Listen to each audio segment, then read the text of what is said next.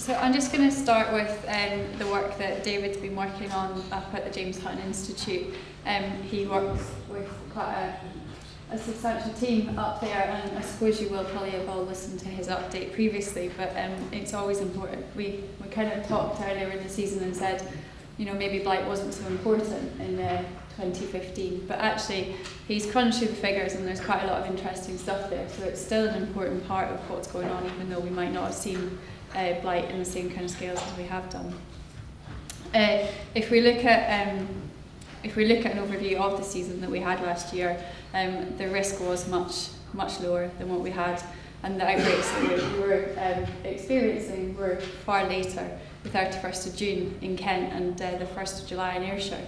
I managed the programmes in the UK for the fight against Blight, and certainly had plenty of phone calls come in saying, have we not had Blight yet, is the map right? So the map was right, we didn't have outbreaks till late on, and we actually had samples coming in that were coming back negative, so it was right, there wasn't Blight, but it's very helpful to have these samples come in. The total number of positive outbreaks was 58, and in an usual year, I think 2014 was 267, so it's quite a difference that we were experiencing. And usually we'd get about 1,000 samples coming in, but we only had 289. This is a little bit of detail that David would normally provide. I don't want to pretend that I understand exactly what this part of it is, but the DNA samples he uses these to genotype, so this goes much further than just yes or no. He's looking at it further than that. So this is where we go from the weeks, and this just highlights where we receive and where you get 2015 in red, and your averages from 2003 to 2014. So we can see that we weren't experiencing the same pressure, and things were quite different.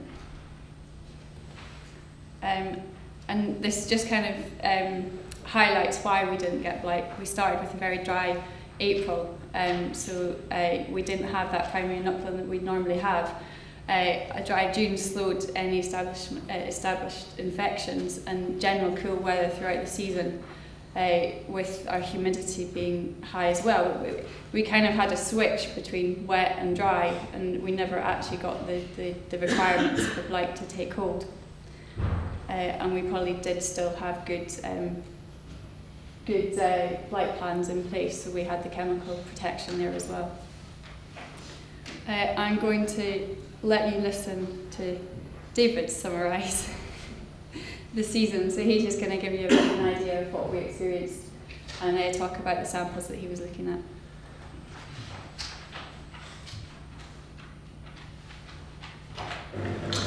Hello, my name is David Cook. I work at the James Hutton Institute up in Dundee, and I'd like to give you a bit of an update on the late Blight population from 2015. We've been studying the population over the course of the season, as in previous years, where the scouts have sent us many samples from crops. 2015 was an unusual year in that we didn't have an awful lot of samples. Blight was not very active in your crops. Nonetheless, we received a number of samples and have processed those, and the main conclusions really from that are the diversity has not changed too dramatically. The population is still dominated by genotype 13 and the 6A1, and however this year we do have more of the miscellaneous types. Those are novel types of blight which we presume appear from the mating of the two different A1 and A2 strains, producing oospores which survive in the soil and then spread through to generate novel types of blight. So we've seen a slight increase in that. When we look at the breakdown of where that's actually occurred, we find that predominantly the new types of blight have been appearing in Scotland, and specifically in northern Aberdeenshire and the Moray coasts, whereas across the rest of the country it's really the two aggressive lineages, the 6A1 and the 13A2. I'd also like to update you briefly on the Smith period and the updating on the Smith period that we've been doing at the James Hutton Institute.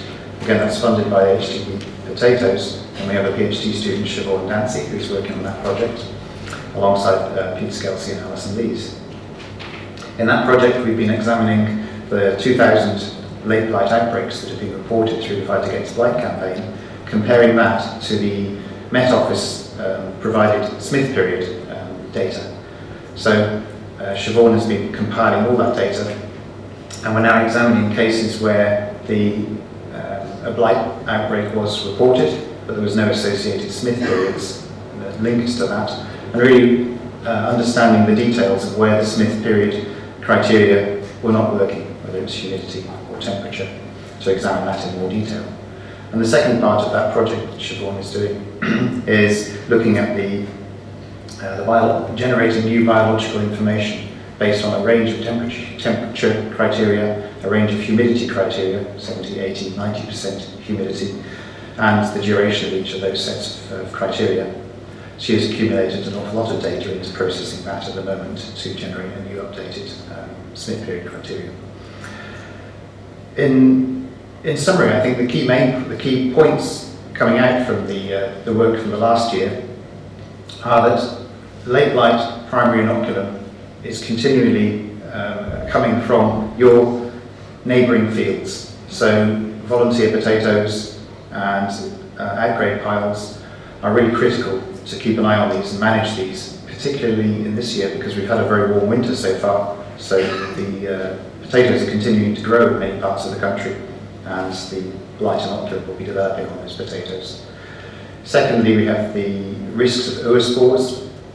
Although we have found in some cases these oospore-borne outbreaks, we're not seeing those populations really developing tremendously. We're not finding those lineages in successive years or spreading within the season in different crops in that area.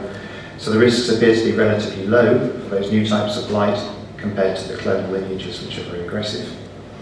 And lastly, the work on the Smith periods. As I've just said, we're really looking at updating the criteria and generating that data. What we want to do is produce a very robust set of criteria so you can move forward with confidence with a newly improved Smith period.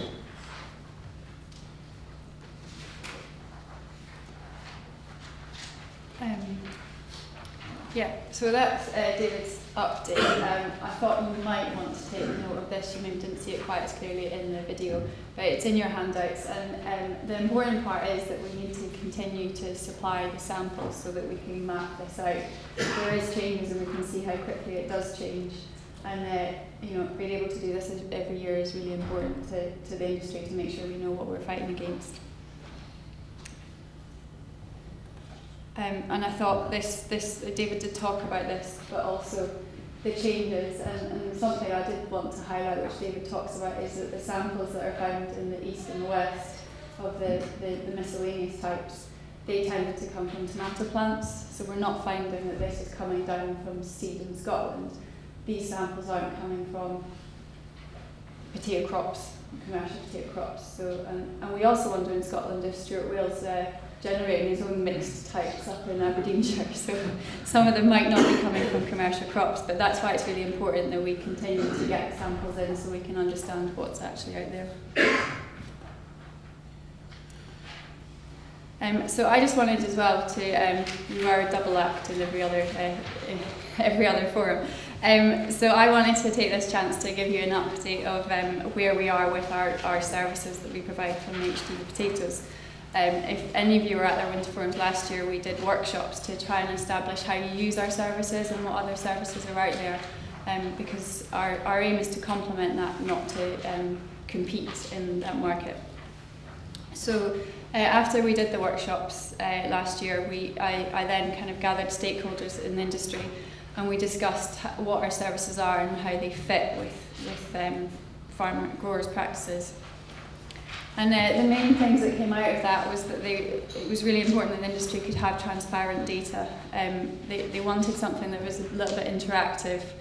It had to be robust so that we can continue to provide what, like the James Hudson Institute, we had robust data and we could understand what was actually out there.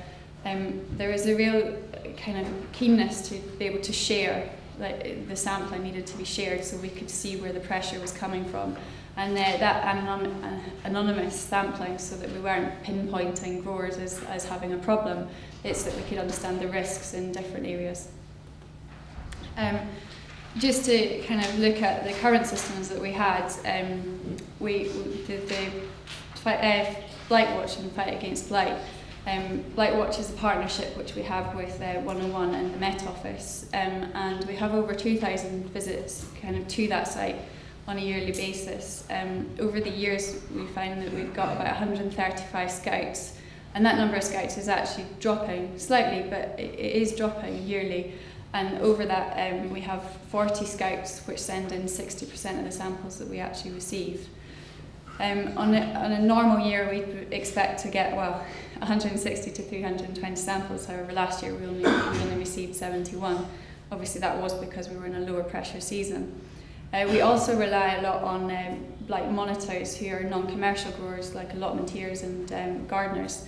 This number is falling, so we're not finding as many people are actually sending in these samples. And then just to understand what we're actually providing, last year we sent out 30,000 text messages, but on a high pressure each season we would find that we were sending out about 100,000 text messages and email alerts between 50,000 and 65,000, and that's on the warnings for Smith periods. And I suppose just to reiterate David's point was that we kept getting asked, where's Blight? And you can see from our website, you know, everyone in the middle of last year was kind of questioning us, where is the Blight? And it wasn't there. So I'm working at the moment, and the tender is out to improve these services. Blight Watch with 101 and Met Office, we're looking at offering a forecasting system. So we'll forecast near misses and Smith periods up to 3 days ahead, and that's using the Met Office data and forecasting services. And then we will also introduce a slider so that you can change your warning alerts and look at whether or not there would have been an alert at a lower criteria. That comes with its own warning, because as we see, if we're not hitting Smith periods, we're not getting blight. Although on the reverse we can not have Smith periods and get blight, but we need to be careful that we don't. That's why Siobhan's work is really important, that we actually find a criteria that works, and it's really important that we find that. But this year we'll be able to set your own criteria and change that and get more alerts. But you could potentially end up with a lot of alerts coming through and no blight. So we're working hard to get that sorted, but this gives you something in the trying to work with. The Fight Against Blight system, which is managed by us at AHDB Potatoes, we're going to introduce a kind of photo system, so we can get photos on there, we can share, because a lot of what we're finding last year, people were talking about the crops and talking about what they're finding in the field, and it'd be quite good to actually get that a bit more interactive. So hopefully we can download photos, and then that will also automatically upload your GPS location, so you don't need to worry so much about postcodes and things. We're going to make the maps more interactive and easier to use, so you can set your criteria to see what's happening in your area and make that just a little bit more user friendly. We also at AHDB have a network of weather stations kind of linked with Agri, and it's historically been used by AHDB cereals and oilseeds.